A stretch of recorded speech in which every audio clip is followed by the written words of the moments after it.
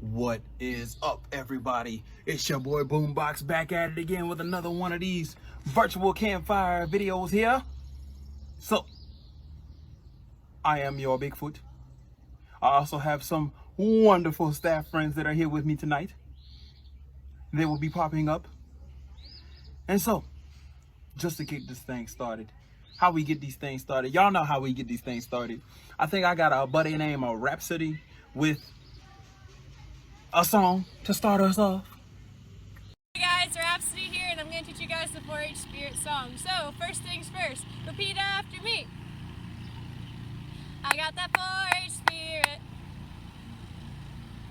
up in my head, up in my head, up in my head. I got that 4-H spirit up in my head, up in my head to stay.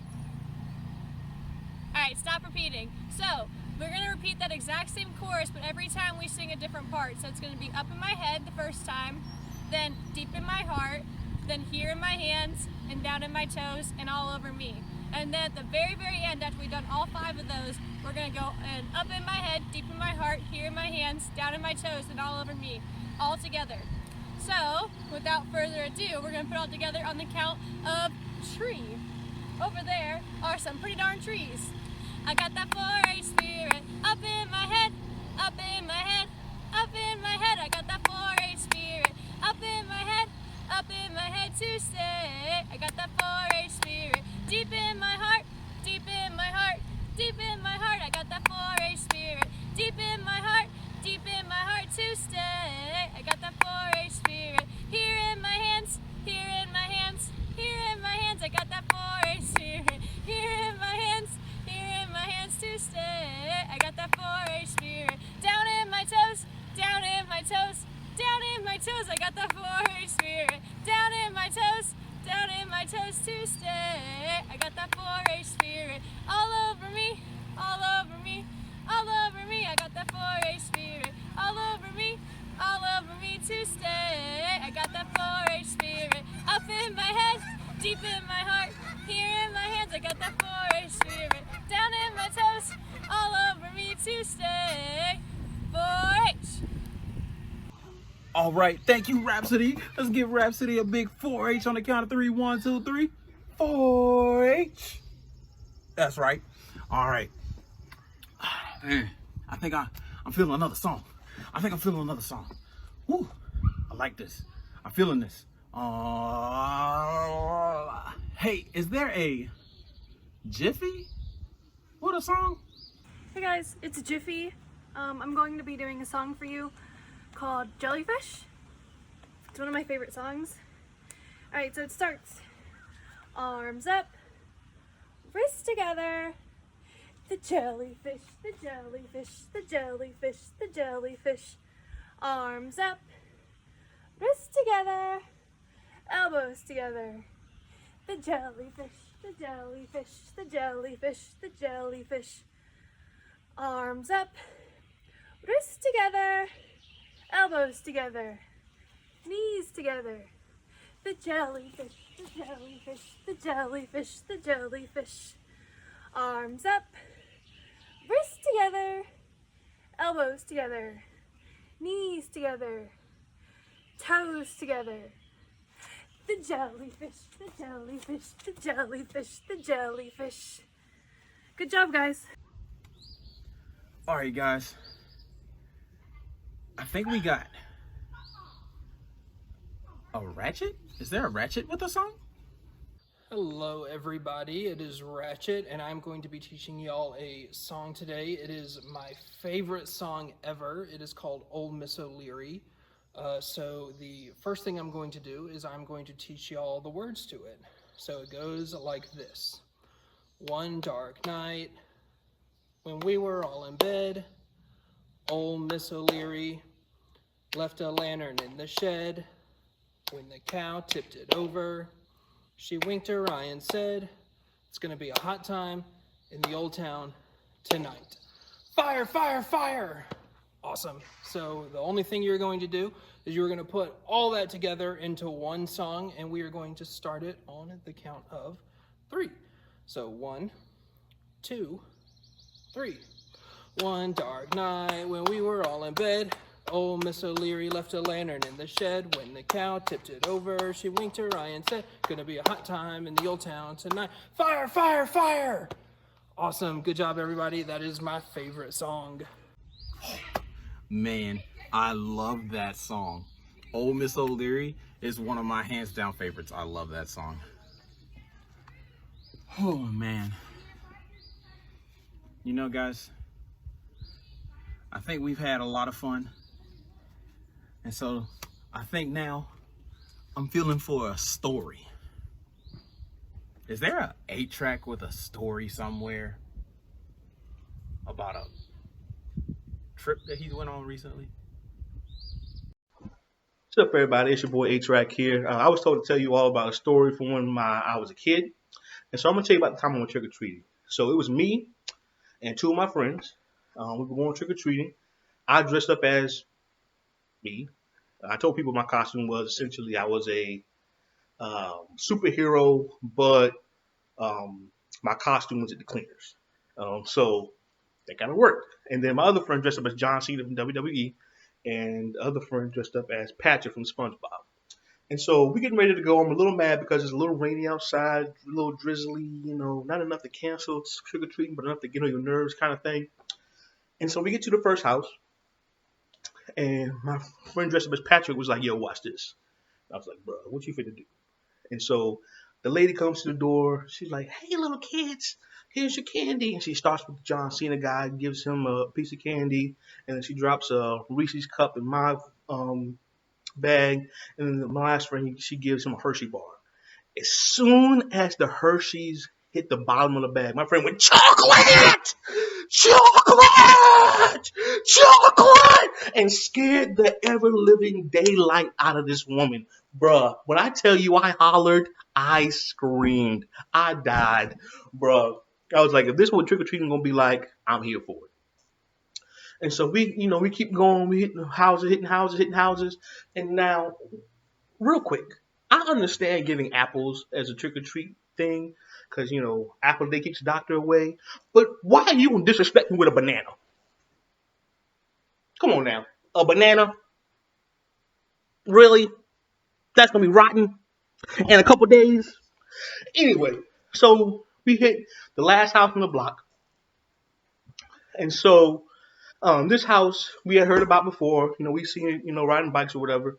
It was always looked like it was abandoned. But there was a light on the top and was like, well, this house is kind of scary. It might have really good candy. Kid logic, right? And so my friends give me to knock on the door. I'm like, okay. So I knock. I just do a quick little, all right, well, no one's here. Let's go. Let's get. And my friend's like, yo, knock on the door. I said, all right, bet. So I knocked on the door. Knock, and the door said, and flew right open. And I was like, yo, this ain't it. And my friend was like, nah, we going in here now. The door already open. And I'm like, I can't believe I let y'all get me into this. Bet, whatever. So we walk in. And so we look around. It's kind of dark in there. There's only light shining from the top of the stairs. It's kind of lighting the room up. And then I look at my bag, and I'm like, did somebody give me a bag of freaking Hall's cough drops? My friend's like, yo, be quiet, be quiet. I'm like, nah, I'm mad. Someone gave me a freaking bag of Hall's cough drops. I'm fitting to fight. And then my friend's like, yo, calm down. Come you making too much noise in here? I'm like, nah, this is a problem. And I said, wait a minute. I forgot where I was. I need to calm down. And so we look around. No one is stirred by my ruckus. And so my friends and I decide in our brains, it's a good idea, to find the person who owns the house and let them know, hey, your door was open. And so we go upstairs to where the light is. And then I hear a loud, I said, nope.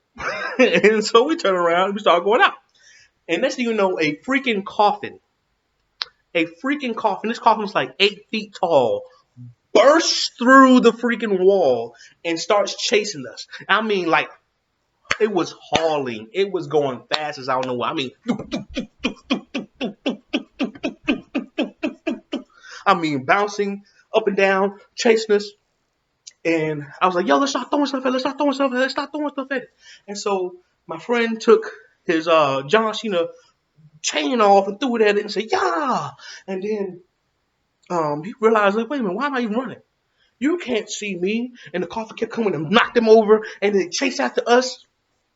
And then my other friend, he tripped. He fell. I was like, yo, I love you, buddy, but I got to go. And I kept running. And the coffin said, doop, doop, doop, doop, doop, picked up speed and car chasing after me faster. I said, bro, this is way too much going on for me. I should have never came out here. I let y'all trick me into this. Now I'm about to die. What's on? What's happening? And so I went in my pocket. I pulled out my freaking cell phone. I threw the cell phone at it. I threw my freaking shoes at it. I took my glasses off. I said, yeah! Threw the glasses at it. And all that stuff said, and the coffin said, and sped up. And next thing I know, the only thing I had left on me after throwing my whole bag of candy was them freaking cough drops. I threw the cough drops at it. The cough drops hit it. And the coughing stopped. Thank you all for listening to my story. Holla holla. Hey Lake. Staff out.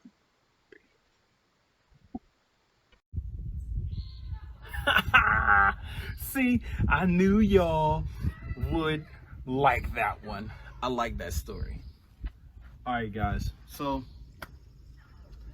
we're kind of bringing it down a little bit, and you know, we live. Camp is like right down the road from a very historic place. So, is there somebody that is there a Delta around to tell a story about that historic place and how we come to know the song at the end of our every campfire? So every Thursday night, we always end our campfires with a very special story. If you didn't know already, Holiday Lake is right down the road from the Appomattox Courthouse. That's where the Civil War ended. The Civil War was a hard-fought battle for everybody that was involved. And on a day kind of like this one, the sun started to go down, the day started to end, and the general was in his tent. So as he's sitting there, he's looking at his war plans, and he's trying to figure out what the next day will hold, he hears in the distance, "Please, I beg of you, can I have one last drink of water?" The general didn't think twice about it. He kept doing what he was doing, and again, he hears, "Please, I beg of you, can I have one last drink of water?" So the general grabs his light, he gets up and starts walking around. He sees all the bodies on the ground, and he walks up to a wounded soldier. He shines a light on the soldier just to see that he's from the opposite side. And as he gets up to walk away, he hears, "Please, I beg of you, can I have one last drink of water?" So out of the kindness of the general's heart, he leans down, flips the soldier over, shines the lights on his face, and sees that it's his one and only son. So the general screams and yells for help. Nobody came, and his son died in his arms that night. So the general went to his higher-ups and asked for a proper burial for his son. They told him no, just because he fought for the other side. But they did give him one thing. They gave him one song, played by one instrument, for his son. You see, the general's son went down to the South in the first place for music school. And as times got tough and the war started, he got pulled into the war. So the general is looking through his son's bag. Everything that he owns is in that bag. And he pulls out a piece of paper with a few music notes on it. And those music notes were written by his son. And he realized that those are the notes that he wanted to have played for his son on the instrument that his son played was the bugle. And those notes and that song is what we know today as the Song of Taps. I'm glad that you guys saw this. I'm glad you guys had your fun. I had fun doing this. And, you know, I love y'all. and I miss camp. I'm sure all of us are missing camp right now, but you know, I love y'all, and we're gonna do this thing, okay? We will see each other soon. All right?